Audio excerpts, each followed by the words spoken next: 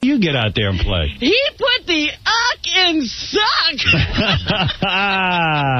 Is Spike Lee still there? Is he still going? Yeah, I ended up at one of those games with him. Yeah, I actually, I was, we had to pass each other in one of those hallways, so he spoke to me. I wasn't going to speak. Oh, yeah, to me, he wouldn't speak. What did he say? He spoke to me. He just said, hi. Yeah, well, because you're black. With me, it's like he told Chris Rock that he goes, you tell your boy Stern he's probably talking some trash over there. I mean, you tell him my boys are going to come over and kick his ass. What about him? I said to Chris, go back and tell your boy that I'm more than willing to forget his boys and forget my boys. I'll go meet with him out in the back and we'll see what happens. Let's mix it up. Hysterical. Please, you know what? That guy, his wife could kick his ass. Yeah. You think you could take him out? Well, probably not, but I'm not going to take his crap. Hey, you're not going to go down without a fight. I've been in many fights and lost almost every one of them, but I'll tell you what, I get a punch or two in before I go down. You know what? You showed me something with Gary Busey. Just put me in the room. I will fight back. I'm not a complete girl. Do you still remember how to do karate, or has that? Yeah, I know some karate. Still? He's got killer moves. I was a high-level brown belt. Dude, you went through a very odd Elvis period. Speaking of Elvis, I did. No, you did. You used to come in after you did karate, and I would talk to you about somebody, some other disc jockey was talking crap about you, and he would go, if I get a hold of him, you know what I would do? And you put your hands up and start doing karate. It was very strange. Yeah. I'd kick his ass, I'd go boom, right to his nose. Oh! You see that? Yeah, I'd still lose the fight. You know what? Because I used to go to karate on weekends, and the sensei would stand there and let me beat him up. And I go, man, I'm good. Yeah. One time he decided to fight back. He whacked me right in my throat. I went down like a girl. But that's the beauty of karate, like where they go, do this move, do that move. But meanwhile, the other guy ain't fighting. Pretend some guy comes up from behind. He wants to strangle you. So the guy hands him his hand, and he puts it. Now, first off, the whole gi thing. Like, guys who attack you are high on crack and aren't wearing shirts. They're not wearing big shirts with handles on the front of them.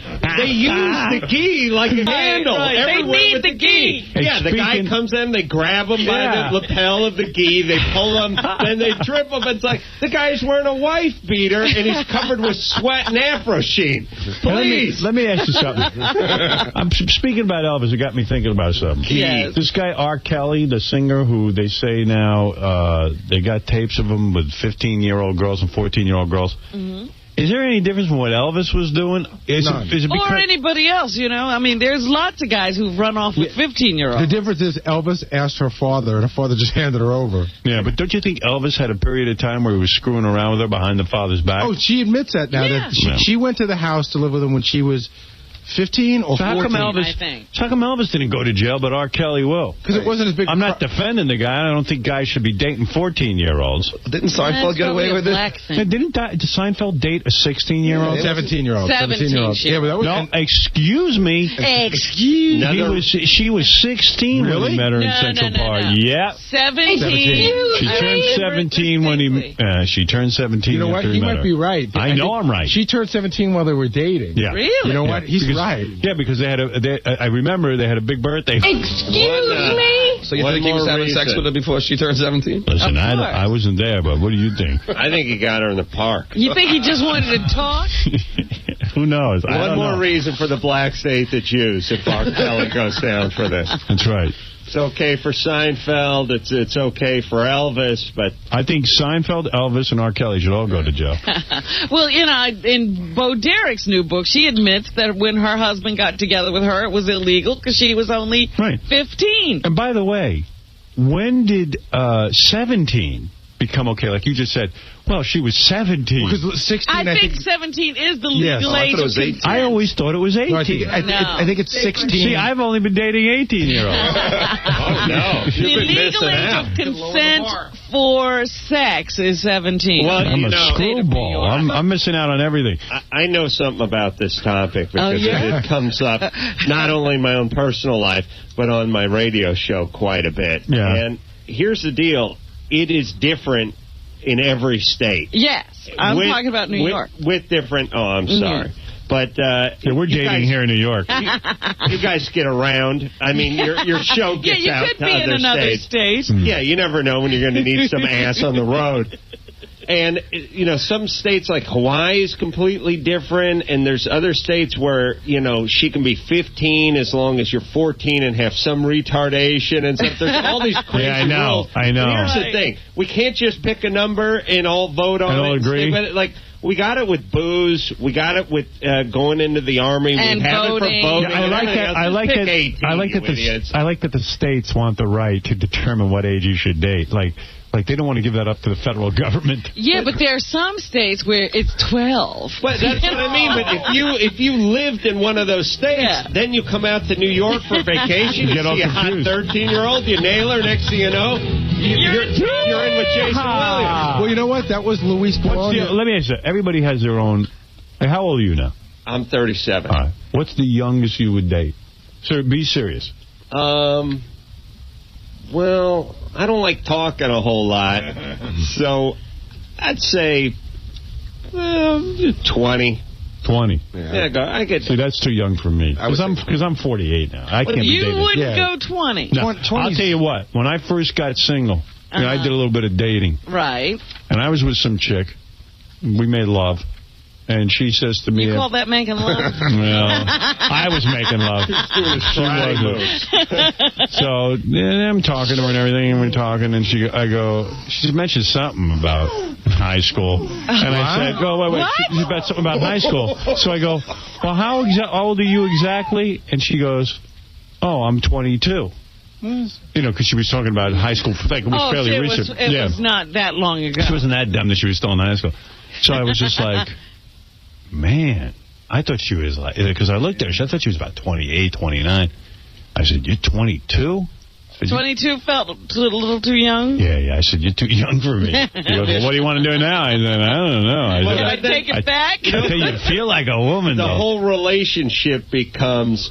Well, we used to use phones that had these round dials on them. They didn't have they didn't have buttons. Yeah, I go, you ever see the movie Love Story? So what's your age, Howard? I think about, the youngest I would go? Yeah. 22. Like 25, maybe. Now, let me ask you a question. 26. Do you ever have the conversation in your head? He lied. He did go 22. Yeah. I did, but I didn't know. Do you ever have the conversation in your head, like, will it ever matter to you that you'll eventually probably date somebody younger than your daughter? I ain't going to do that. Well, yes, you will. Because in 8 years, your daughter will be 25, and you'll only be 50-something. Yeah, you'll still date a 25-year-old. What, are you moving the date up? You're not moving up. I'm not going younger. I'll just go the same age as my daughter. All right, so when she's... When your daughter's 40, what are you going to do? Yeah. Oh, then I'm dating younger. That's what I'll be 90. I'm not going to date no... You know what? I ain't going to date no 90-year-old. When you're 90, you still want to date a 25-year-old. Of course. You're not going to say, oh, a 40-year-old's young. You want a 25-year-old. You do the best. You try to go as young as you can. Yeah. Well, usually, though, those 70, 80-year-old guys, they're in the 35 and up. Yeah, they are. Yeah. Because you can't get 25-year-olds. They won't go for you. Like, when you're 70... I see, like, some of the older movie stars and stuff, they get chicks, like, 40, but still look okay. Right. They're and some of them at 40. Yeah, like Papa John Phillips, when, you know, he was a Mamas and the Papas guy and everything. Like, I saw when he got older, he was, like, with 40. No Michelle Phillips. Yeah, he wasn't with Michelle Phillips anymore, but he had chicks younger than him. Yeah, but that's Papa John. I mean, if you're a big celebrity, like, you've seen, like, Rodney Dangerfield's wife. Yeah, she's hot. Yeah, look at Larry King. Yeah, that's true. You could do it. I had that old guy get Anna Nicole Smith. She was like 24 when he got her. He just paid her. Give me a break. I mean, you know, what do you think those guys are doing? What do you pay them to? When you're like that guy was smart. He was like, you know what? I got a nice hot piece of ass. Like Anna Nicole. I got to take a break. By the way. He said, "I'll give you half my fortune." Well, that's what Larry King says too. It's just he doesn't say it outright. Yeah, I mean, with Anna Nicole Smith, she knew the deal. She was marrying the guy, and she was like, "Hey, at least he's going to take care of me after he drops, which is going to be any day." Right. I'll deal with the. All right, listen, I got to take a break. Because it's been an hour. We're going to take a break. We'll come back. We'll get to your phone calls right after these words. Here's Gary Garver with Jesse Ventura. Would you ever legalize marijuana? Would I? I can't legalize it. You got to have a legislature legalize it. You have to remember something. A governor doesn't make any laws. The legislature makes laws. I simply can veto or sign them into law. Is Vince McMahon really a dick? These are the kind of questions I'm not answering questions like that. You can ask me questions that are relevant. Okay, then you know what, guys? Nothing like that. Let's go. All right. Let's go. What do you think of Howard Stern? Let's go. I don't think of him. Okay, thanks a lot. You're listening to The Howard Stern Show. Yeah, that's her. Yeah. Hey, let's go to Lynn. Lynn, you're on the air. Hi, I wanted to talk to you about Carolla today. I'm really, really loving Adam being on there, and I'm hoping that you get rid of Artie. Oh. Artie's out, Adam's in. Yes. No, Thank you, Howard. Nobody could fill Artie's small shoes. I think Adam can. Thank you. I Adam's appreciate great. that, but Artie's great. He'll be back. No, Adam's rope is tied to Jimmy Kimmel. he can't possibly come work here and leave Jimmy's side. Since when do you call penis a rope? Because those two things are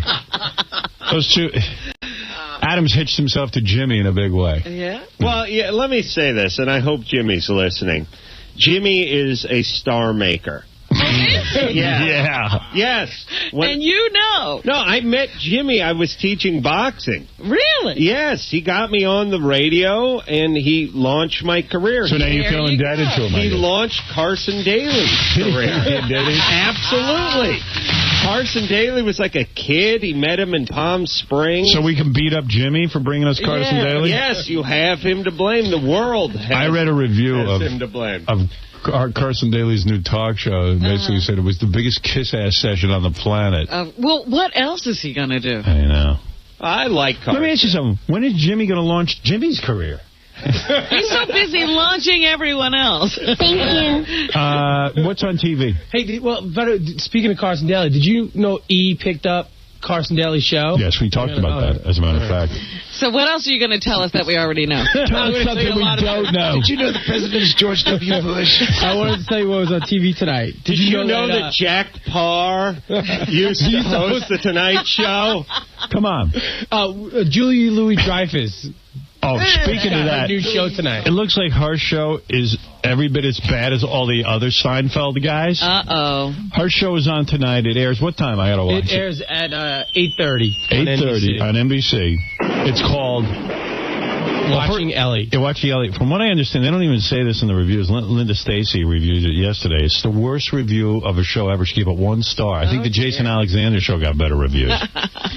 And this time, I think Julia Louis-Dreyfus demanded that her own husband, Brad Hall. Yeah, he had to develop the show, right? She demanded that he writes the show. Well, with credentials like son of Sniglets. Yeah. How could you be turned away? Like, is love blind or what? Like, you're about to get your own network show. Do you get Brad... whatever his name is. Hall. Brad Hall. Wasn't he the worst Weekend Update guy Saturday Night Live ever had? But I'd like to see his resume. Like Saturday Night Live, November 85 to January 86. And Sniglets, son of Sniglets. Stepson of Sniglets, cousin of Sniglets. See, I don't think I'm talking about the Sniglet guy. Isn't that guy in that Brad Hall? I wouldn't know. I don't know the Sniglets. Brad, the blonde guy on Saturday Night Live. That's him. Oh. He didn't do Sniglets. Who did the Sniglets? His name is Brad. I don't know her husband's name. Anyway, find out who did the son of Sniglets. Her husband's name is Brad Hall. All right, listen to this. I don't even think he's the Brad Hall who had Sniglets, is what I'm saying. It was a different Brad Hall. So he only has Saturday Night Live as a on his resume. Yeah. The hardest part about watching Ellie, which is the name of the show, Julia Louis-Dreyfus's new show is, well, watching it. Oh. That's because everyone, me included, loves Julia Louis-Dreyfus, and it's painful to watch her knocking herself out with material that's such a dog, it needs a leash to go out.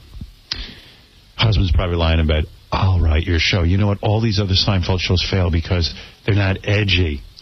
Now, what happens when he puts her in a show that fails miserably? What happens to the marriage? Oh, the immediate marriage counseling.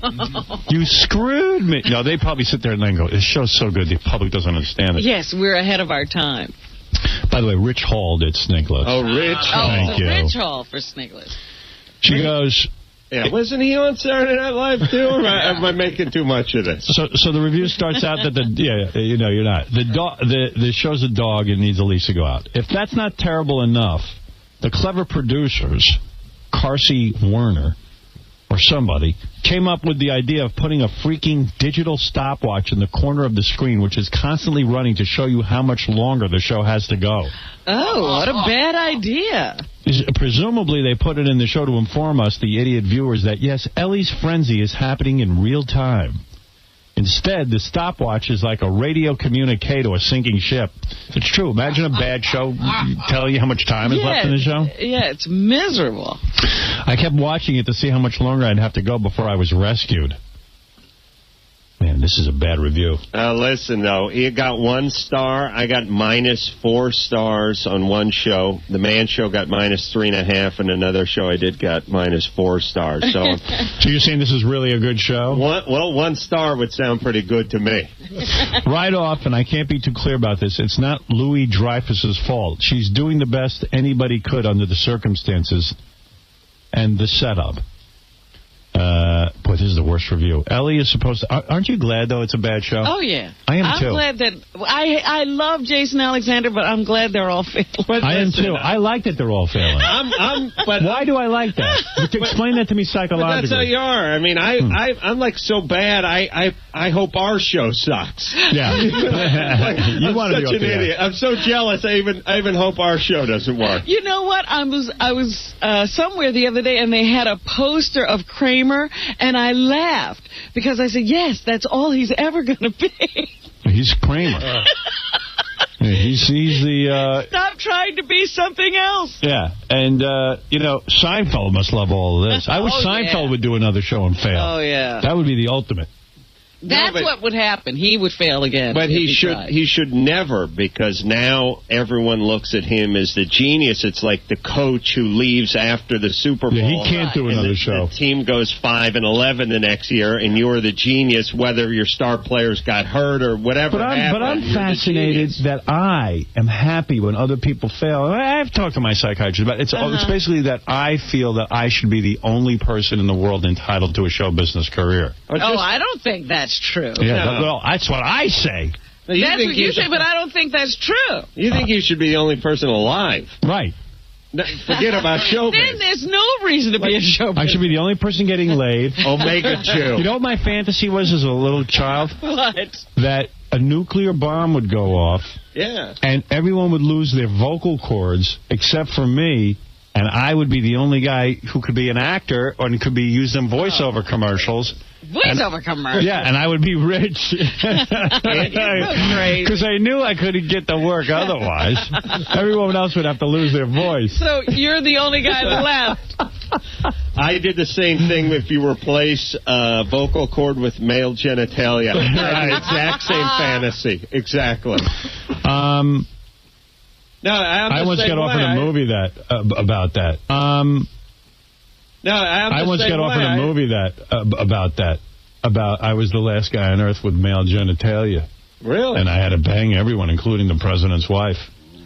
But I never did the movie. It seemed a little slim. After they got past the premise, there wasn't much left. Yeah. You know what's weird, though? What's weird is when you hate every other show, especially comedy show, other than your show, right. And you're asked to do a show. Like, I did Son of the Beach. I sabotaged the whole show. I lit the set on fire. No, you did a good job. I watched him on the dailies. Yeah. He's funny in it. He's good. Adam did a good job on Son of the Beach. But it is weird that when you're doing someone else's show and you're thinking, I hope this show isn't better than my show. Yeah, right. And you're like reading the script and you go, I'm in this show, but I kind of hope I don't want it to suck. Do well. But let's not have it do too good. Yeah. They don't want this thing to do well. Oh, goodness. I sat at home yesterday watching Son of the Beach dailies. That's where, we're shooting. And I'm watching the one with Gilbert Gottfried where he turns into Dracula. Yes. Gilbert's coming back. He plays Nakas Johnstein, an Israeli lifeguard. Yes. And Gilbert looks as funny as the lifeguard with a big beard. Because doesn't he have, Pace. Payas He has a beard. And a big hat. He gets bitten by a vampire, and he comes back as 𝗦𝗵ci𝗄𝗿𝗍. Oh, my goodness. Can't even say his name. It's so funny because you know how good he is, and he's dressed up, and they shoot him with, like, just, you can see his eyes, and everything else is in shadows. And he's Dracula, and he's so good at it. I got to bring in the dailies and just play a little bit of the tape for you. That's how good it is. Oh, my goodness. It's the funniest friggin' thing you ever saw. And he's Dracula, and then he tries to hypnotize 𝗦𝗵cie, who plays Kimberly. Right. So that she'll come with him and be one of the children of the day. Oh, the children of the night. Children of the night. Kimberly, you want adventure. You should see him. And he's into it. Of course he is. He loves that character. Is Kimberly the pregnant one, or am I allowed to say that? Yeah, you can say that. Oh, okay. Yeah, that's known. Yeah, wait a minute. How are they working around her pregnancy? Yeah, they figured out how to shoot her around. They got a body double. Yeah. Like ferns in front of her belly. Oh, but that's she funny. is hot. She's hot, even pregnant. Yeah. Even better. Even better. Her breasts are all swollen. What'd you see the body on that new chick we got, Porcelain Bidet? Did you see her? Oh, yeah. That's some little body on her. Yeah. Dude, I heard she's hot. Yeah, Somebody she's was hot. telling me that they'd seen her. Is she hot? Yeah. Hot. But she's hot. She's stripper Can't wait to meet her. Does anybody else want to hear the rest of the... she's stripper Can't wait to meet her. Does anybody else want to hear the rest of the Julia Louis-Dreyfus negative review and really have a good day? Or do you want me to stop? Well, you know what's going to happen to Seinfeld is, after a while, all of the accolades for this current series will go away, and then he'll come back to save television again and fail miserably. Ellie is supposed to be a Los Angeles lounge singer whose life is always in a frenzy. I mean, it's not like she works days. What's the problem here? Clearly, they're trying the Seinfeld format where nothing happens, but they've added constant chaos because clearly the writing isn't funny enough to withstand nothing happening. The best part of the show is Louis Dreyfus's gorgeous singing voice, which she employs in her nightclub gig at the end of each show. So she actually sings. So this is so she gets to sing. Judy, didn't we see this formula before? Oh, yes, on Seinfeld. Remember at the end he used to do stand-up? Right. Yeah. Then they go into the plot. There's a horrible guy who plays the husband, and there's a horrible actress who plays the sister, the incredibly annoying sister. So she's going to ruin the lives of other actors and actresses. And the first one is one where its sister is on the toilet. Like, that's the joke, because she's sitting on a toilet. So it's like, that's how bad it is. The whole thing's about, who cares if your sister's sitting on a toilet? Seen that a million times, all of a sudden it's a big deal. Then she's got a handyman and a Swedish building superintendent. Where does it take place?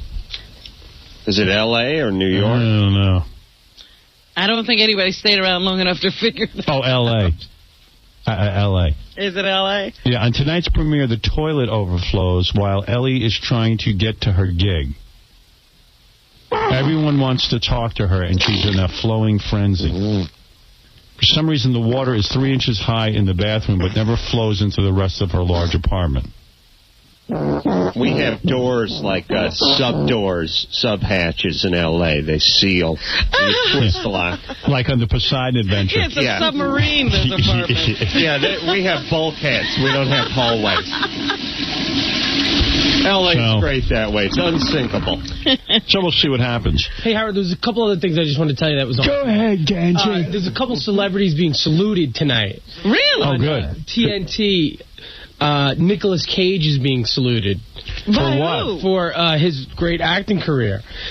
Samuel Jackson is hosting it, and next week they salute Samuel Jackson and Nicolas Cage hosting. Right, but what organization is doing this? The Mentally Retarded Association. American Cinematheque. Oh, whatever that is. And, Jim Carrey's going to be there, Dennis Franz, Dennis Hopper, Jay Leno, Wow. Chu. Jay Leno showing up? Yeah. Wow. Hey. To honor Nicolas Cage. I drove my motorcycle here. And then on public television, you know that the Kennedy Center honors? Right. They're doing Whoopi Goldberg. Oh. We don't see enough of her. Promos for the Oscars? Because she's hosting this year. No. What do they look like? I don't know. They're just showing people being frantic and doing things, and they say, yes. And then Whoopi comes on with a weird hairdo, and she goes, yes, you must get ready for the Oscars. So, everybody's supposed to get ready, because Whoopi's coming with her Oscars. All right, we got to get rid of this affirmative action. It's gone way too far with the hosting of the Oscars. Just Buffy in Smallville. All right, you know what a Superman freak I am, and the Superman that I really like is the original Superman with George Reeves. Sure. Oh, of course, that was the best. So I'm reading this book called Hollywood Book of Death. Uh-huh. They got some See, I thought I knew everything about George Reeves, but evidently there's more stuff for us to know. Like, you know that he died in his house. There were 2 bullet holes in the wall. Right. And they're not. Some people think it was a suicide. The coroner called it a suicide, but friends of his. How'd the bullet holes get in the wall? I don't know. Like the bullets passed through him, but there were 2 of them. So if you're going to kill yourself, how do you shoot yourself twice? Yeah, and miss. Well, he was faster in a speeding bullet, so he was able to fire the first one. Just like when Jason Williams' butler killed himself, or chauffeur. Yeah. He killed himself. He fired it from a distance, and he ran in front of the buckshot. Yeah. He killed drove himself. in front of it. So anyway, Superman. this guy,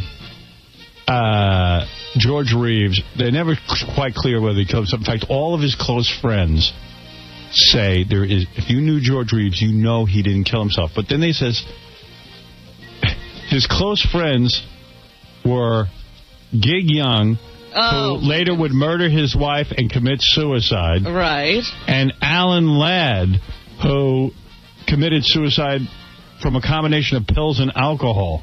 So all of them were into suicide. And by the way, how good a friend are you when you go, oh, yeah, I knew he was going to kill himself. I just didn't do anything. It was only a matter of days. This I like, too. So he was a real depressed guy because he considered himself a real actor, and he took the Superman role, and he knew it was going to kill off his future acting roles, but he did it anyway. And but it says in the book, it goes, things were really bad. He had to wear that stupid Superman outfit and everything, and he had occasional screen roles, but his TV image did harm his chances on the big screen. What was he doing before Superman? Nobody knows. He did a walk-on on Gone with the Wind. Yeah, he had 10 Oscars. Yeah. And then so then it says, soon, however, things turned around professionally for him. I go, oh, good. Oh, yeah, what happened? At the time of his death, Reeves was started to start an Australian personal appearance tour, so he'd have to dress up as Superman. He was going to get $20,000 for that. That was a turnaround? Yeah. In addition, he was under contract to begin a new Superman TV series in 1960 and to participate in a televised exhibition boxing match with light heavyweight champion Archie Moore. He was going to... How is that a career turnaround? He's going to be boxing... And he's still got to be Superman. Yeah. And his agent just landed him a snuff film. But the best part of this whole book is, and this is something I didn't know about the guy. All right. This is just unbelievable. Reeves was buried wearing the gray double-breasted suit he wore as Clark Kent on Superman. Kidding. You think that's going to piss him off? Well, now he's pissed in his grave. Yeah. To be fair, he was in it when he died. He was just too fat. They couldn't get him out of it. I think that's the funniest. That's like Tarzan was buried in a loincloth. No, he was. Well, Bela Lugosi, if you're going to bury me, and I'm this guy who plays Superman TV, at least put me in the Superman outfit. Not in my double-breasted Clark Kent suit. Yeah, nobody liked him as Clark Kent. Yeah. Plus, if there's an afterlife, you're going to need to make some scratch, right? I mean, you're going to have to gig. Maybe do like a boat show in heaven or hell. You're going to need the outfit, right?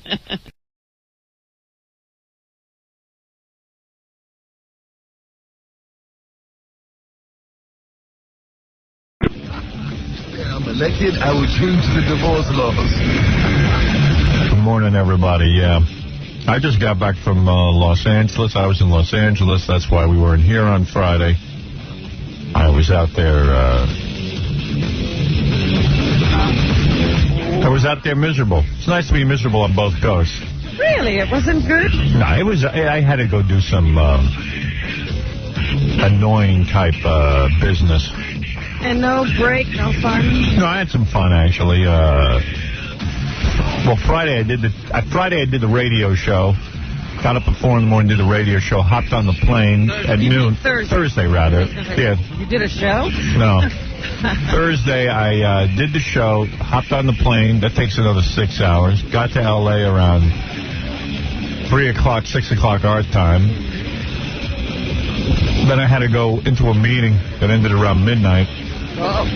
I realized it was 3 in the morning for me. And then... almost 24 hours. Yeah. But then on Friday, I hung out at the pool. Old Casey said, "You don't look tan." Here I was thinking I was kind of tan. I hung out by the pool. Yeah. You know, read a script. Nah. I was over at the Four Seasons. The pool scene there is getting a little old. I mean, I'm not seeing any celebs. Where has the crowd moved now? I don't know. I seem to be the only celeb poolside. And it was crowded, but there was lots of moms and their kids and gay dudes with their lovers. Really? Yeah. Ralph was out there with me and my friend Richie, too. So you fit right in? Yeah, well, listen to this. I decided to go for a swim in the pool, because nobody ever uses the pool. No, you just sit around the pool. Yeah, everyone just sits around the pool. So I go in the pool, figure out dunk in the pool. So Ralph goes in with me. He grabs me and scoops me up in his arms and starts carrying me around in his arms in the pool. And I start, and I'm punching him, trying to get away from him. What a scene.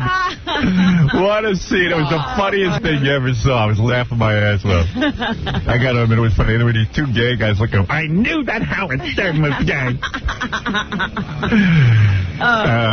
It was funny as hell. You would have laughed your ass off. So, he's such a homo. And then, so Friday night I had some fun. I went out to dinner, went over to this place called Ago. Not Spago, Ago. Ago? Without the SP. Yeah, ran into Daisy Fuentes. Oh, really? At the bar. Yeah. I was going to invite her over. Alone? I was going to invite her over to come over and sit with us and have some dinner, but because I was with Rick Rubin and Richie and, Ralph showed up. The usual crowd. And she was just sitting there? Yeah, she was sitting there, but she was with this guy. And I was like, if I invite her over, I guess the guy's got to come over. He's got to come too, I guess. But then it turns out maybe she wasn't with a guy, because then we couldn't figure out what was going on. It never occurs to you to ask, what's going on? And I said to Ralph, hey, man, let's get Daisy Fuentes over. He goes, she's fat. We don't need her here. So what? You're the only girl here, Ralph. Yeah. She's fat. Spread it around. And, for a guy who has nothing going on in his life, he's like awfully his life, He was like, so he says to the waiter, I want some clams, shrimp.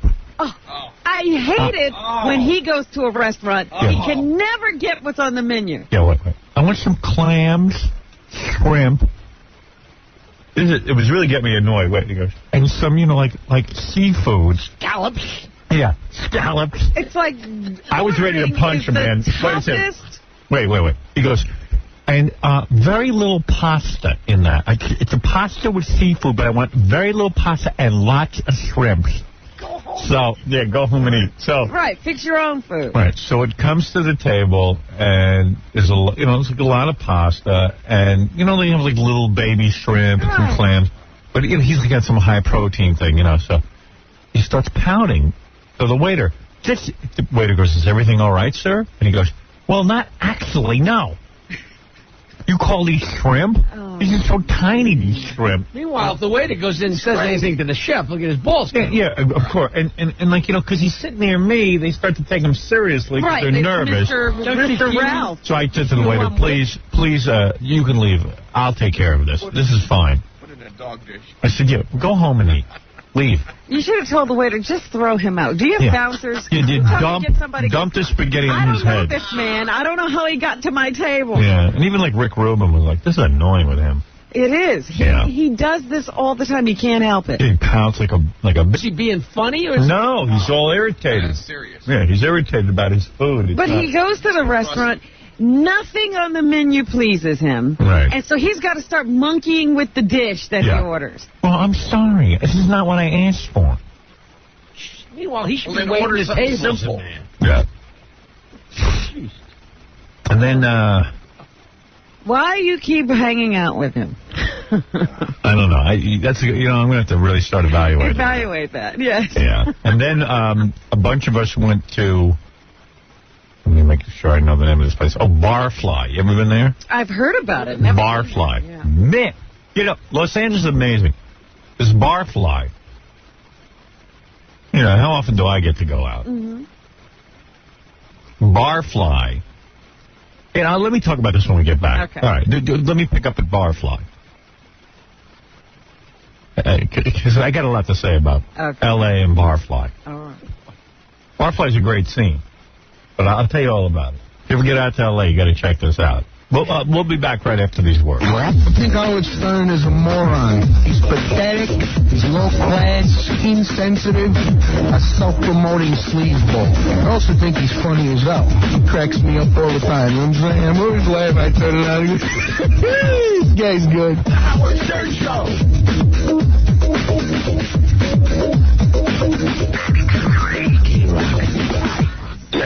They're the best, really. Hi, this is Jay Barrymore, and I'm sending a love message to Howard. Howard, I adore you. There is no one like you. The world needs you, and it's a better place because you're here. You're an incredible person. Yeah. Kiss my handsome boss. Say that. How's she doing?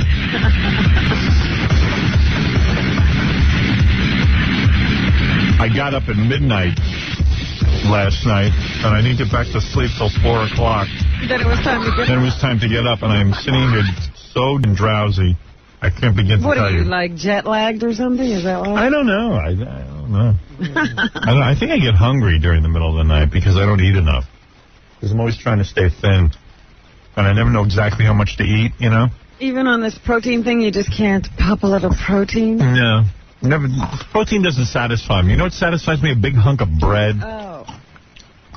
Some good old nasty bread and pasta with sauce. I like that. That puts me right to sleep. Especially when you haven't had it. Yeah, that bloats me, and that makes me fat, but it makes me go to sleep, too. Yeah, so I'm like a tiger. I lay in bed waiting for my next meal. I watch TV. I watch all kind of crap. I actually sat through a half hour of Richard Simmons last night with his how proud he is of his piece of crap that he sells, a piece of plastic crap. Looks like a pocket calculator, but you just, what do you call it? You slap down the windows? Deal-a-meal. It's not Deal-a-meal. He's got a new thing. Oh, it's not Deal-a-meal. And this combines all his information and knowledge. I guess they got rid of all the Deal-a-meals.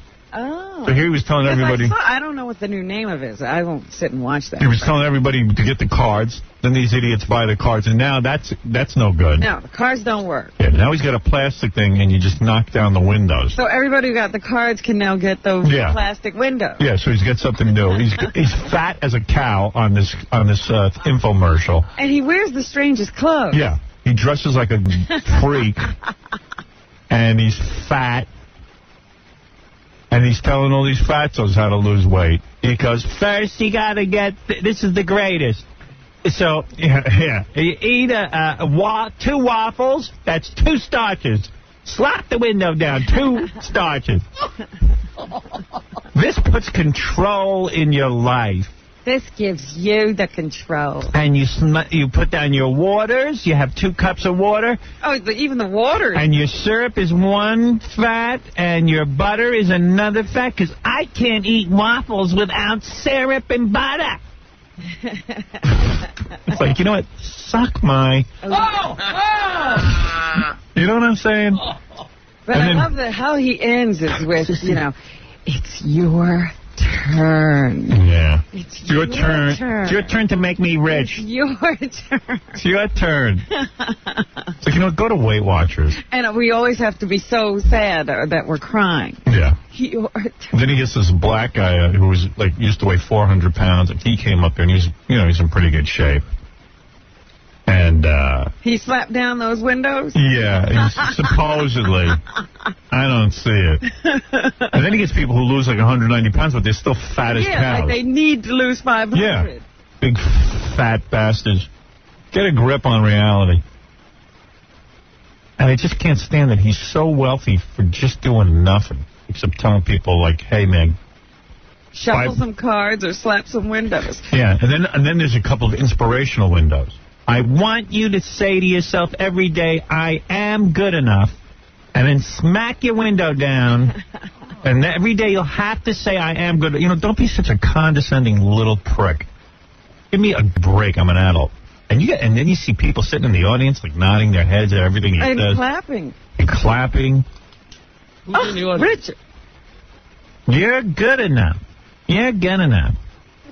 Eat me, dickwad. Sick of it. I'm not obviously good enough. Yeah, and then he goes, and eating and exercise, sweat. When he says sweat, I want to vomit. I do. I want to throw up now. I'm feeling nauseous as I say it. Eating and sweating. You have to sweat. So he's got some concocted tape that he sells you. Where you know, and then the big fat one's like, it's so much fun. It's dancing. It's not even exercise. And it's like, you know what? It is an exercise. I don't know what you're doing there. No wonder you're fat. The hokey pokey. And it disgusts me that America is just filled with so many fat people. It's like, come on. There's too much food in this country. They should make everybody hunt for their own food. Big and fat. Everybody would be thin and ripped. Right. Give everybody a knife and salt. Yeah, and go out and hunt. Maybe we'll throw in some matches. Yeah, you'll see all these fat yentas, you know. And then he goes, and maybe you'll be selected to be on my cruise to lose. Imagine the losers, all on one cruise. My cruise to lose. They should just make everybody hunt. Does this look like you're suffering? Do you see what? Do you see what we're eating here? Does this look like you're suffering? No one in this country looks like they're suffering. Poor people are fat. It's disgraceful. Man, do I look like I'm suffering? Well. Unreal. Anyway, so I was telling you, I went out to L.A. So I did the radio show, did all that, hopped on the plane. No cool celebrities on the plane, going there, coming back. Oh, must be a downtime. Hiatus time. Oh, you know what? I was in the airport. I ran into... I'm walking, right? I'm walking to the plane through the airport in New York, and I hear this guy going, Howard, Howard, Howard. Just like that? Yeah, so I was like, Howard, Howard. And you know me. I just keep walking, because if you stop, it only means you're going to get delayed. Right. It's going to be some nonsense. So then the guy says, yelling out, John McEnroe, John McEnroe. So I see. Oh, John McEnroe was yelling your name? Now, I'm a big fan of John McEnroe. I like John McEnroe. I always liked watching him play tennis. I always liked his wife. Hey. Both of them. Tatum and Patty. Wow. And I enjoy him when he does the commentary during tennis matches. Yes. Big fan, big fan. So I...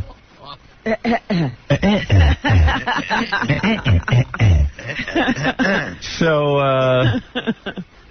you know, I go, how you doing, man? He goes, good. He goes, how you doing? I go, okay. He says, you going to Los Angeles? I go, yeah. He says, hey, I'll talk to you on the plane. I said, great. I get on the plane. No John McEnroe. I don't see him on there. Must have been on another plane. He was on my plane. I said to Stewart, where's John McEnroe? We were going to get together and talk. She goes, oh, he's in the back. I said, oh.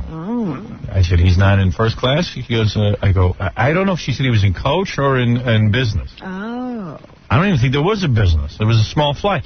And she goes, I guess he's not doing too good. Oh, now, so come on. Get out of here. I go, everybody starts counting a man's money. Yeah, I said, yeah, I know. She goes, I guess he ain't making as much money as he used to. Ooh. I said, wow.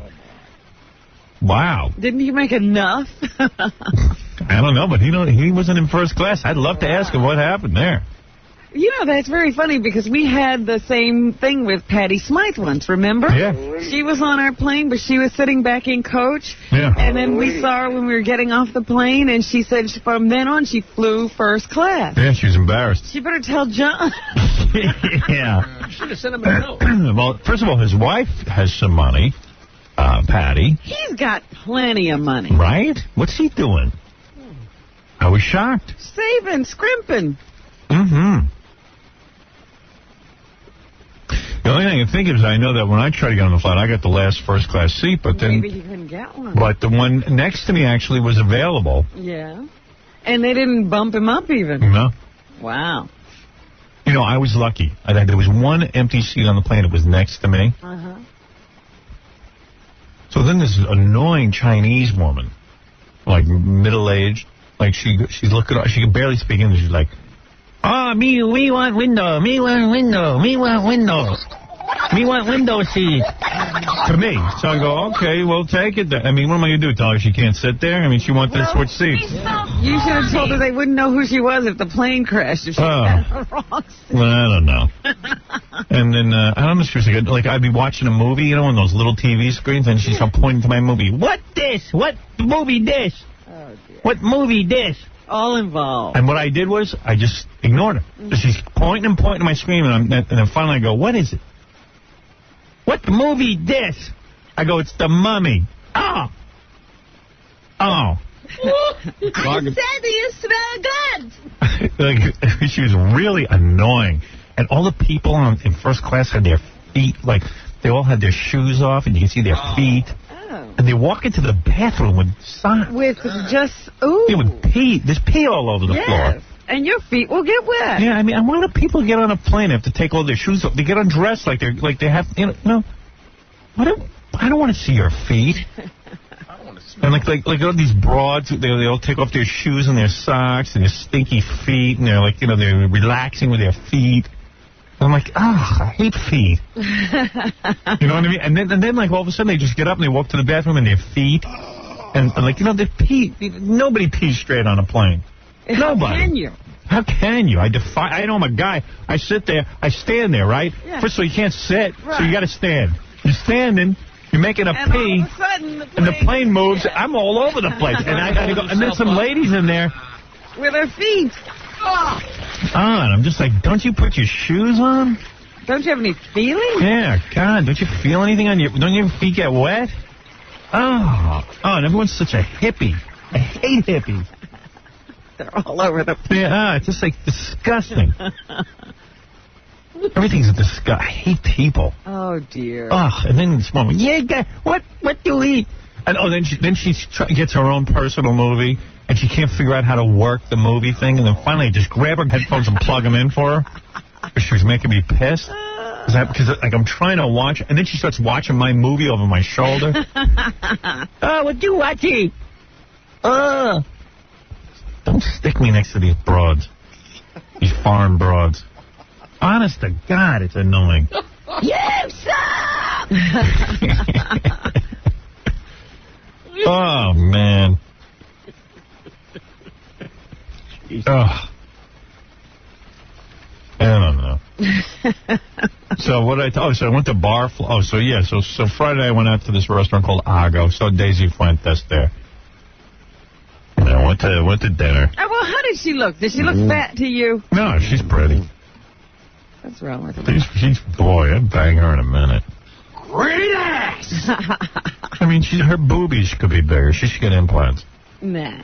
No, because she's a big girl. Fine without them. Yeah.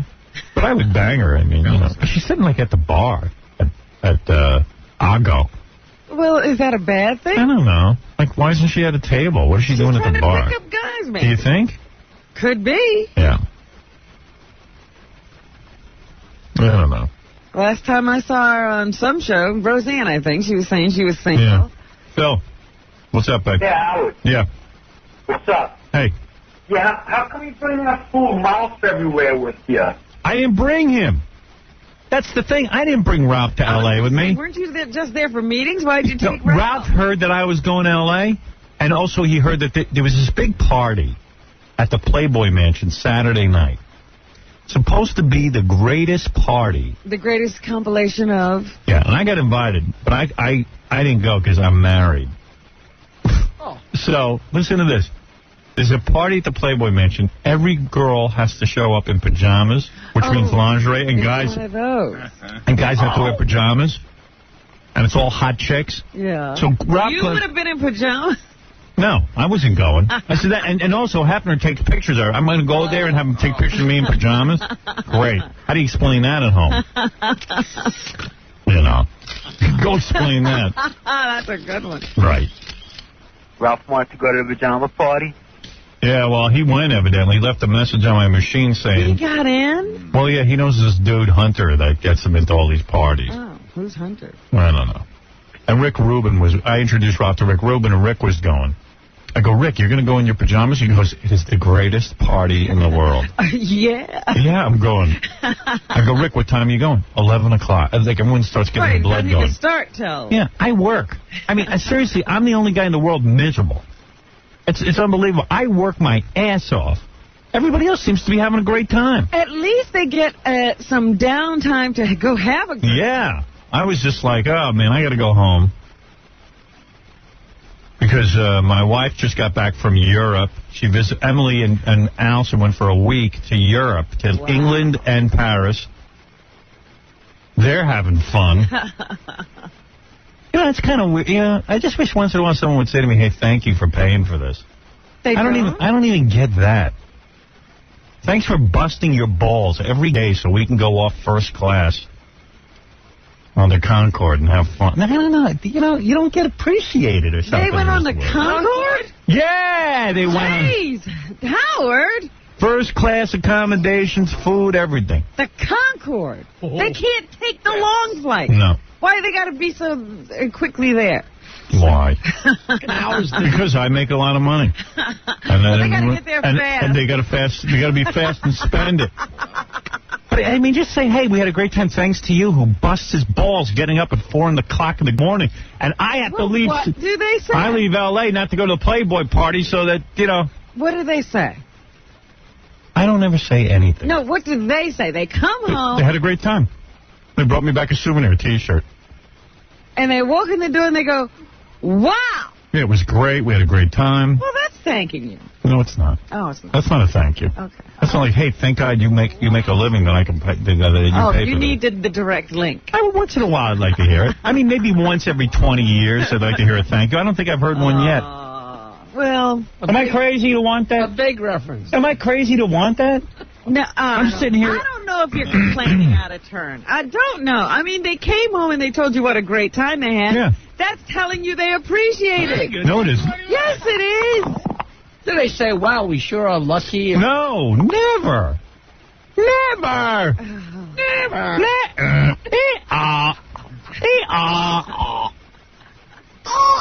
That's why guys have heart attacks and die. I don't think it's never. Never.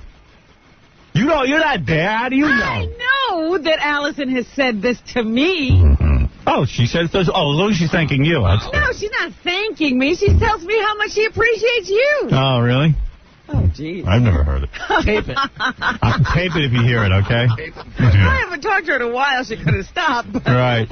She used to say it. You know, yeah, so, anyway, I went to... you didn't go to the Playboy party? No, so I went, but I did get to go to this Barfly, which is unbelievable. You go in this place. It's a bar. They got great music. People can dance in the back, I guess, but I got seated at there's like tables. Okay. And every girl that walks in is fabulous looking. I mean, like the best looking girls I've ever seen in my life. You think they're like everyone's a model. Like you said, that's the most beautiful girl I've ever seen. You know who's that? Right after that, that's the most beautiful. You know who was at my table? Hedda Kozar, the Playboy Playmate of the Year. And you know what? She was getting lost there. You wouldn't even, she was with a friend who was wearing one of these belly shirts, had the best belly I ever saw. I said, what do you do? Where do you model? She goes, oh, I'm a cop from Ohio. What? Yeah, she's a cop, and she looks like a model. I go, where are you a cop? What do you mean she's a cop from Ohio? What's she doing in L.A.? Her beat? She was visiting Heather. Trying to get discovered on a vacation. That's right. Yeah, and I'm like, one of Heather's hot friends. Yeah, and I said, oh, you're moving to L.A., right? She goes, no, I'm in Ohio. I got a job. I'm a corrections officer. She says she's in the prison. She's in prison? With men. Wow. And men have to look at that. That's being in prison. That's torture. No, I was in prison. And then a whole bunch of... And then some girl walks up to me and says, hey, Howard, I want to show you my breasts. And she pulls her shirt off right in the... In the bar? In the bar. What place is this? Barfly. Because most places, what was it before, do you know? I don't know. It was something before. They changed the name and then it gets hot again. Right. Yeah. That's what they have to do. Recycle it. Yeah, it's unreal. Unfriggin' real. That's amazing. Hot chick after hot chick. So you enjoyed yourself? Well, I don't know. I left. I left my friend Richie there and left Ralph there. And I went back and went to bed. Oh, dear. You left Ralph with Heather. Heather was with her husband. That's a whole weird scene, too, because remember Heather Kozar? Yeah. The husband's like 40-something years old. Right. And she's like 19? Right. Yeah. Right. Well, and he doesn't sit with her. He stands like a bodyguard, like in front of the table. But she's under scrutiny. Right. He doesn't sit with her? No, he's like the bodyguard. It was a whole weird scene. That is I don't know what goes. I can't figure out L.A. and what goes on there. I don't want to. Yeah. I went over to Rick Rubin's house. Man, he's got some house. Rick Rubin is this dude who he produces the Red Hot Chili Peppers and other bands, but he used to own. Didn't he own Interscope Records or one of them? No, he was with Def America. Def Jam. And then it became Def America. Yeah. He's a real success. He produced my record album. He produced a million record albums. Well, he's got some place. Yeah? Oh, my God. What was going on there? Nothing. I just wanted to see his house. I meant, what's in the house? First of all, Rick's like trying to be eccentric, I think. Yes. A little bit. Well, he's been good at it so far. He's got a huge, long beard, and he doesn't smoke. I've never seen him get high. Never gets high. Never drinks. Nothing. Telling me that he's a vegan. He wouldn't even eat cheese. We had a little cheese pizza. He wouldn't eat cheese. And meanwhile, he's fat. Yeah, what does he eat? What is he? And he's telling me he's exercising, he's doing meditating, he's yogaing. What? I go, but Rick, you're chubby. What's he doing? I don't know. You're doing all this health stuff, but you're heavy. You can hardly eat anything, and you're still eating the wrong stuff. Yeah, so we went over to his house. Yeah. And that's like, how big is the spread? I got to figure his house is at least 10,000 square feet, maybe more. Maybe more. And it's like right in the heart of L.A., but it overlooks like... It's up in the hills? Up in the hills, and then I can't figure out where I was, but just big rooms, and he's got a recording studio in his house. It's beautiful. Wow. It was hot. And then, you can walk out on balconies from each room. I was just like, man, he's living. Everything has a view. Yeah. And he's with hot chicks. Everyone's with the chicks. Everyone's with the chicks. Outside, inside out, living la vida loca.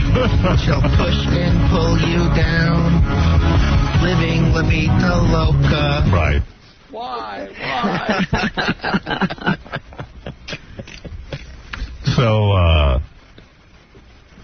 everyone was going to this. Everyone said, and then I see that guy Ian Ziering from Beverly Hills 90210. Mm-hmm. And his wife is like a Playboy playmate. Yeah, she is a Playboy playmate. Yeah, now she's one of the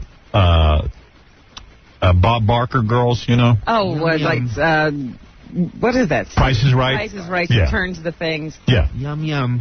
She is beautiful. And he's like, hey, you going to the Playboy party tomorrow night? And I was like, no, I'm married. What's the point? I'm going to go there and meet chicks? F you. He seems like a nice guy, though. Yeah? Yeah, he seemed okay, you know? He's on my favorite show, Beverly Hills 90210. I know. So I told him, big fan. Did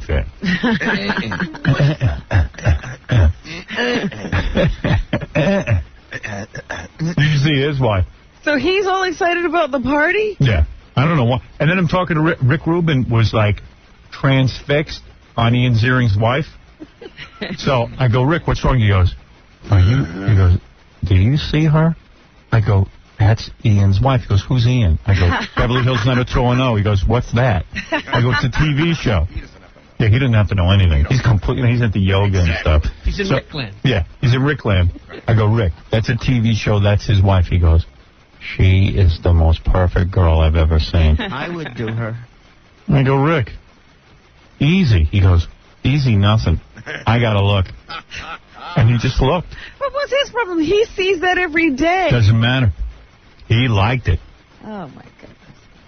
It doesn't matter. So basically, I ended up carpooling all the guys to the Playboy Mansion. You know what I mean? I get everybody in, and then I leave.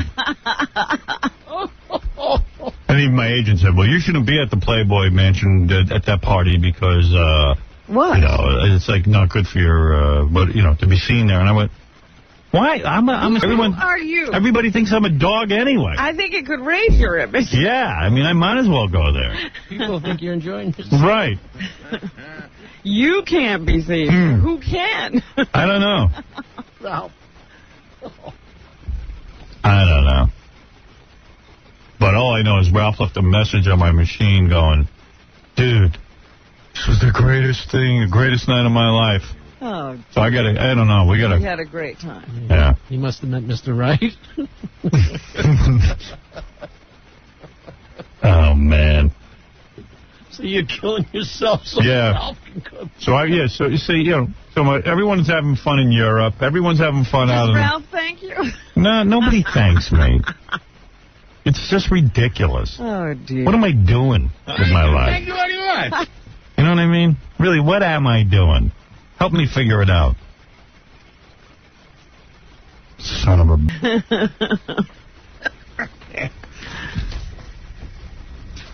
Yeah, Ron, you're on the air. Hey, Howard, good morning. Listen, Not really. Your boy Shannon Briggs was shooting his mouth off Friday. Yeah, what happened with the fight? Where is he today? Did you go to the fight? I went to the fight. Oh, did he dedicate the fight to us? Please, you told him to wait till after the fight? Yeah. And I don't know, I didn't see anybody talking to him. What happened? It was terrible. I got to speak honestly and frankly here. Go ahead. And Shannon really should get out of fighting. Really? Out of boxing. Hey, Rob. He's got wonderful skills and a great body, but he doesn't have that killer instinct. Mm-hmm. And he was a bloody mess. What was the outcome? He lost? Declared a draw. But he lost. But, yeah, I mean, Francois both almost handed him his head at the end of that. So why was it a draw? Do you think it was fixed? Because he rocked both in the eighth round. During one round of the fight and knocked him down. So it probably, some judges' scorecard could have probably seen it even. But basically, I mean, Bosa is not going to beat anybody who's... he's not going to beat Lennox Lewis. He's not going to beat Evander Holyfield. And if he can't beat Botha, he might as well leave. Howard, he got rocked. So bad. He was bleeding from everything on his head at the end of the fight. So didn't he say he'd come in here in a dress if he lost? He said he'd naked and wear a dunce cap. Right, no, he said he'd come in if he didn't win. Not if he lost, if he didn't win, right. So he has to come in here naked and wear a dunce cap. He looks so bad, Howard. You know how embarrassing it's got to be for that white Pillsbury French doughboy. They kicked his ass, and the only reason it was a draw was because he got one lucky punch off and knocked him down in the eighth round. Robin saw it. You know what's amazing? Thank you for the call. You know what's amazing? Yeah. This guy, Shannon Briggs, first of all, one of the nicest guys I've ever met. And he's too nice for boxing. Yeah, he's a nice guy. He's got everything going on. He's good looking. He could be a model. He's got a great physique. And he's one of the few human beings on the planet who gets on TV and thanks us. But he doesn't win. But he gets in the ring, and he was fighting a white guy. And the white guy had had a spare tire. Right, he's fat. Like you wouldn't believe. Francois Botha, who you might have remembered fought Mike Tyson and gave Mike Tyson a little bit of a fight. He's a heavy puncher. Before Tyson knocked his ass on the ground. Right. And the whole thing here, I even said to Shannon Briggs, the whole thing is, if you beat Botha, you get a fight with Mike Tyson, which is true. He does get a fight with Mike Tyson. He says, I'm going to kick his ass. I said, no, you're not. Because he says it nicely, like, I'm going to kick his ass. Oh, yeah, I'm going to win, Howard. He's the nicest guy, this Shannon Briggs. I'll beat him up. Well, Shannon, if you're listening, you got to come in here naked in a dunce cap today. He's supposed to be here naked in a dunce cap. He said his blood was coming out of his ear. Oh. Blood was coming out of his mouth. Probably brain damage. Blood was coming from his eye. Really? I said, why would mess up that beautiful face? Go model. You were sitting in the front? I was sitting like right there at ringside. I could see everything. Did you say anything to him afterwards, like you bum? I didn't see him afterwards. It was just, I didn't want to see him afterwards. There was not the kind of fight you want to talk to somebody after. I'm telling you, I thought his ear was going to come off. Oh. You sound like you were so close to the ring that your breasts were probably resting on the floor of the ring. Oh. Is that true? Not quite. Right, but pretty close. Oh, that's comfy. And I was sitting right behind Botha's wife, which was also very dramatic, because when he was getting beaten, his wife was crying. You know, she had her head in her hand. Oh, my God. Is she nice looking? I didn't really see her face because she was directly in front of me, but she looked attractive from the side. Right. She was, nice figure and everything. Oh, yeah? But, man. She wearing a bra? I don't know, Howard. See, I should have been there. That's a cup size. I know these things. Cup size. She wearing panties? A nice lady. I would have had my hand on her leg. Hey, let me comfort you, honey. Yeah.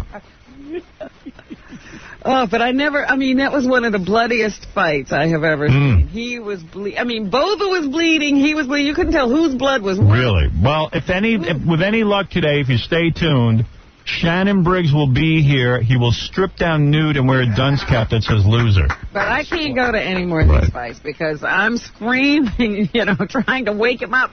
Shannon, he didn't throw a punch in the last round. Really? I got to get a tape of it. Yeah, Rick, you're on the air. Hey, Rick, Howard, I just saw your movie this weekend on USA. Oh, did they run it? No, my girlfriend works for USA Network. Yeah. And I got a production copy already. Oh, yeah? Yeah. And I just want to say that's even funnier than the first one because you keep coming in, and it's so funny. Yeah, by the way, the premiere of Private Parts is on USA Network. And I'm going to give a nice shout-out to this USA Network. They just sent me a couple of promos that they're going to run on USA Network. Like, they make these promo reels announcing the fact that the movie's going to be on. Mm-hmm. And they did a beautiful job. They really did a beautiful job. I got no complaint. Usually with that, I have some complaints and everything. And also, we went ahead and shot a couple of things where, as this guy says, Rick says, it's a little different, the version for TV. There's nothing cut out. No, nothing's cut out. No, Paramount, I guess, ran you guys couldn't USA couldn't edit it at all. Well, no, what happened was USA was going to edit the movie, would have butchered it. It would have made no sense. And in fact, even Betty Thomas, the director, wanted to take her name off it. They were going to butcher it so bad. Yeah, that's how bad it was going to be. They even had stupid stuttering John at the end. They didn't even cut it. Yeah, so we came up with a way that they wouldn't have to edit out material, and also I walk on and explain things a few times. It makes it. I think it's a little more fun, right? It's justice, but it's like watching a new movie. Yeah, it's fun. So funny. Yeah, good. Okay, well, I want to do something a little extra there, okay? You did it. All right, thanks, bro. Okay. All right, bye-bye. Yeah, so I don't know when that debuts or premieres. I thought it was August 27th. That's why I was shocked that he said he had seen it. Yeah. Well, I'm just happy it's going to be on cable because that just brings a whole new audience to the film. It's a nice thing about making a movie. It's just out there forever, especially if you like it. If you hate it, then that's embarrassing. It's a bad thing because it's out there forever. Yeah, but I'm kind of proud of that movie, so. Also proud of a couple other things I'm working on. I was out on the coast, and we're very, very deep into this show called Son of the Beach, starring Tim Stack. And I should mention the other guys who write it, but I'm just kind of spaced out right now. But it's going to be a great show. I think that's going to probably start airing in December or January. We're going to start shooting in, I don't know, maybe September or October. Oh, God. And FX likes the show so much that they actually want to increase it to 13 episodes. Wow. Right off the bat. So I'm very, very excited about that. But I was just thinking that'll be another group of people who, well, you'll be reading about having a good time while you're still working. Oh, yeah, they're talking about, hey, we can't wait. You know, the show takes place on the beach with lots of hot chicks. And, like, Tim's like, well, we got to start casting soon. And I go, you mean I'm going to miss all that? So every project I'm involved in, people have tons of fun. Yes, and you're still here. And I'm still here working. You're in charge of it. The wife and kids are in Europe, first class. Ralph's getting shrimp. Ralph's a shrimp at the Playboy Mansion. And the guys are out there casting for Son of the Beach. And, and you're here. And I'm here working. 4:30. I work. And by the way, I couldn't sleep last night. But you're here. But I'm here. I'm here like a dog. Somebody just shoot me. That's it. Well, at least Shannon Briggs had a bad weekend. Yeah. I hope he comes in here and keeps his word. I hope he's a man of his word, at least. I bet he's going to be, yeah. Well, I didn't lose, but it was just awful. And the whole crowd was booing after the decision was read because it was so ridiculous. Hey, you're on the air, Ed. Hey, Howard. How are you? All right. How are you? Okay. I'm good. I didn't get much sleep myself. I could be in bed right now. Anyway, I wanted to thank you for all the great laughs you've given me. Thank you. Hey. And I do appreciate, the hard work that you All right, thank you. Do you have a point? Yes, I do. Do you ever admit not being not famous, just going out into the public and... Oh, do you ever want to be anonymous again? Yeah, anonymous. That's exactly. Well, I'll tell you the truth. There are days that, I would like to go to stores and maybe go shopping, or even like I went to the movies. I went to see Inspector Gadget with my kid, and, everybody watches everything you do. Right. Even if they, so but I must tell you, I love being famous. And I'll tell you why. Okay. I've been famous since I would say since I'm about 25 years old. Uh-huh. And I remember what it was like not being famous. I don't know. The reality is, if I went to Argo to have dinner... You wouldn't have gotten in. I wouldn't have gotten in. And in reality, Daisy Fuentes would have spit on me if I wasn't famous. So, to me, being famous is important because first of all, I have very low self-esteem. I'll be honest with you. I'm an insecure guy. I wasn't the type that could walk around and easily meet people. I had trouble fitting in. I'm disturbed.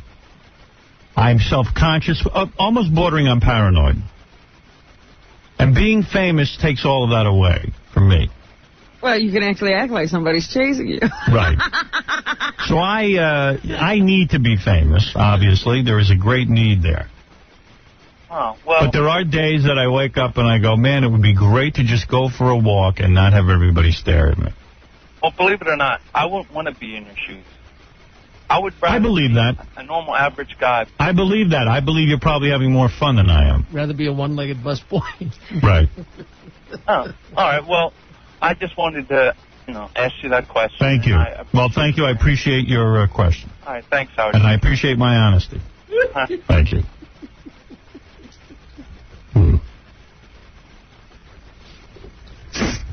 Yeah, I have to thank the people at the fight. I got practically the biggest ovation that they gave that night.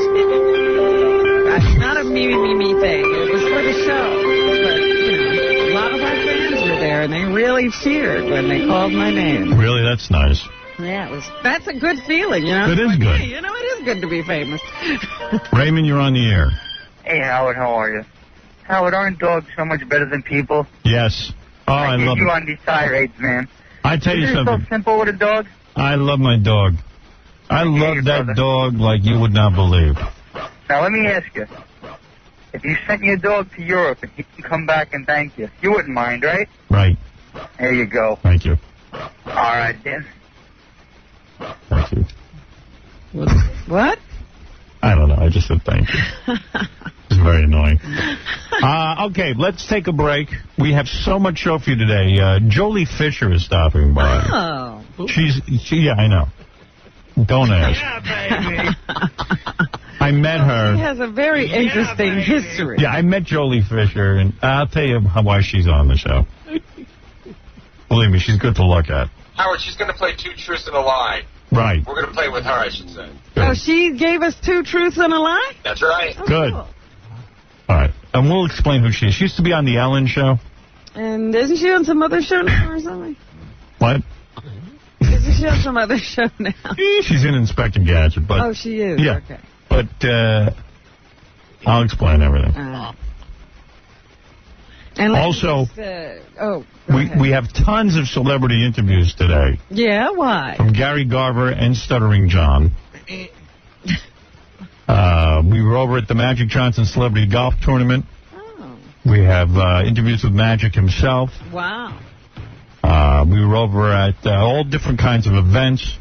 Wait till you see all the celebrities we had to interview. And then there's other things. And I see a lot of people on the phone. I'll get to you in a second. I just have to take a break because everybody here is very greedy. Before you go, let me just give a shout-out to the people at the Taj Mahal, the Trump Taj Mahal, down in Atlantic City. Very sweet. Got some nice treatment over there? Very sweet to me this weekend. And a special hello to Christine Steelman. She was a great hostess. Would you get that written down? No! Me.